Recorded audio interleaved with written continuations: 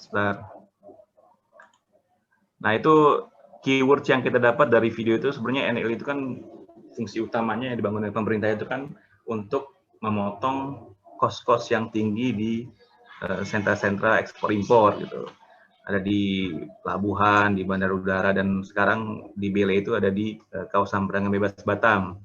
Ya, itu keyword yang penting. Jadi memberikan efisiensi perdagangan, terutama memotong kos-kos yang mungkin ditimbulkan karena adanya duplikasi atau repetisi pengajuan dokumen dari pengguna jasa ke pemerintah. Karena kan kita tahu di negara ini banyak kewenangan instansi pemerintah yang saling beririsan ya, yang saling bersinggungan atau sebenarnya bisa dilakukan oleh satu submission atau satu dokumen, tapi karena namanya birokrasi itu kan, karena birokrasi itu prinsipnya terkotak-kotak ya, jadi pemerintah punya wewenang seperti Bea Cukai punya wewenang seperti ini, karantina punya wewenang seperti ini, imigrasi, KSOP, kepelabuhan, dan sebagainya.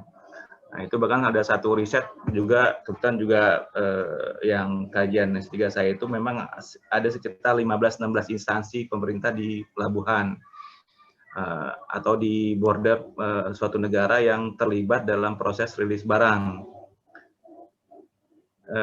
Nah, itu yang kalau dalam literatur internasional tuh kita nyebutnya sebenarnya konsep trade facilitation gitu. Tapi dalam Indonesia kita adopsi namanya NLI dan BLI yang di Batam, National Logistic Ecosystem. Jadi konsep utamanya itu gimana mengintegrasikan pelayanan-pelayanan yang diberikan oleh pemerintah dan juga mengkolaborasi atau mengintegrasikanlah bisnis to bisnis. Kan ada keyword lain juga kan G2G dan B2B ya, government to government dan business to business. Nah, itu yang konsep ini dibangun untuk memangkas adanya kewenangan atau mungkin apa ya tugas-tugas yang dilakukan oleh instansi pemerintah di pelabuhan atau di bandar udara, sehingga bisa kita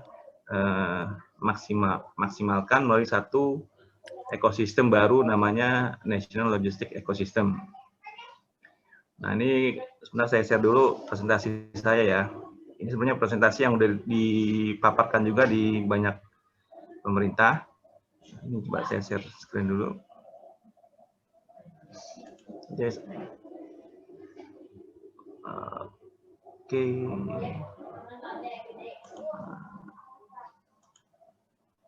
Nah, ini kelihatan ya, Bu Dwi, yang lainnya? Kelihatan kalau saya, Pak. Oke, yang lain kelihatan ya? Kelihatan, Pak. Screen-nya oke. Nah, ini oke, kita mulai ini. Next-nya.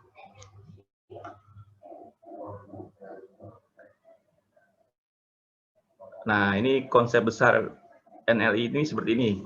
Jadi karena memang sudah banyak kajian internasional juga, bahkan dari World Bank, dari OECD dan organisasi internasional lainnya, bahwa faktor logistik di Indonesia itu cost-nya itu sangat tinggi. Jadi belum kompetitif, masalah kecepatan, masalah kepastian pengiriman barang, clearance dari proses pre-custom clearance, custom clearance, sampai post-custom clearance itu memakan waktu yang lama prosesnya.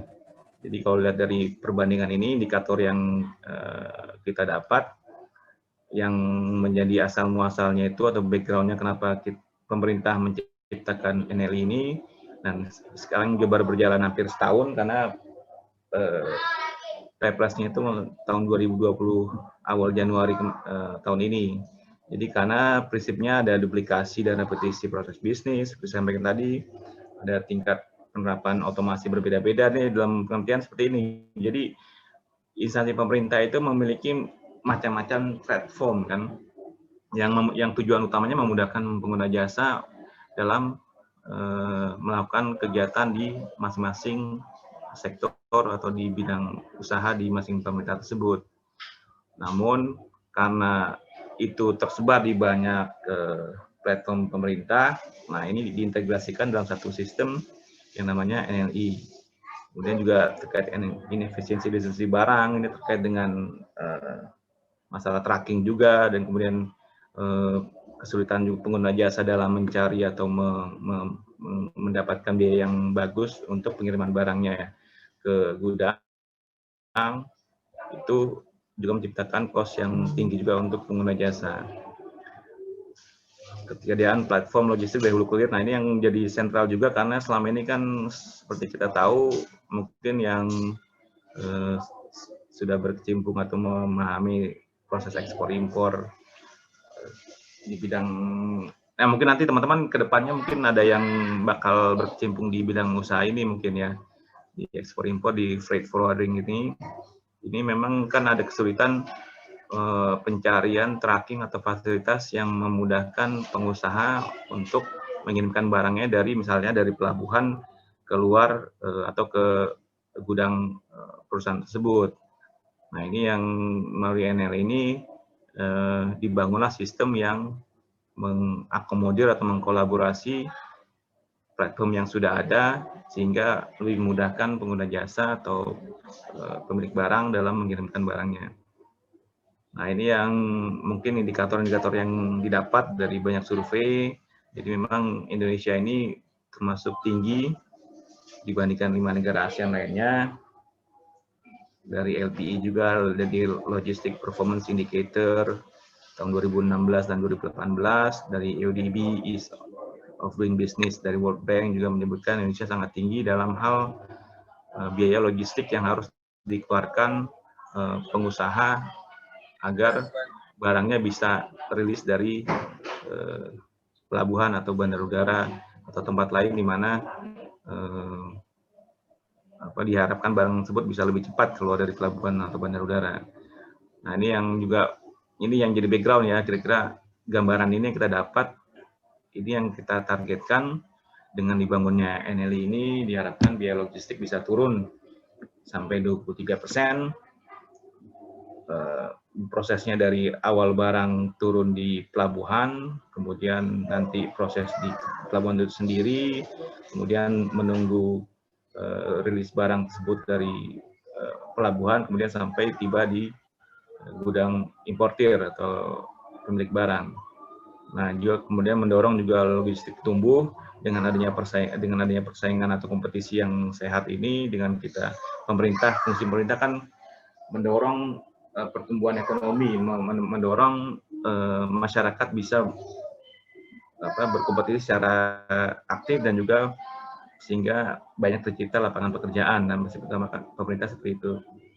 Kemudian juga yang terakhir ada persaingan sehat, jadi memberikan transparansi atau layanan kepada pengguna barang. Ini menjadi concern juga karena selama ini mungkin dengan banyaknya tracking, pengusaha tracking, dan mungkin juga pengusaha lain di pelabuhan mungkin menciptakan kos-kos yang tidak berimbang gitu. Jadi mungkin pengguna jasa atau pemilik barang dihadapkan pada kos-kos yang tidak pasti. Nah dengan adanya NL ini, dengan adanya platform yang diciptakan ini, maka diharapkan tercipta harga yang benar-benar bersaing dan transparan. Nah ini gambaran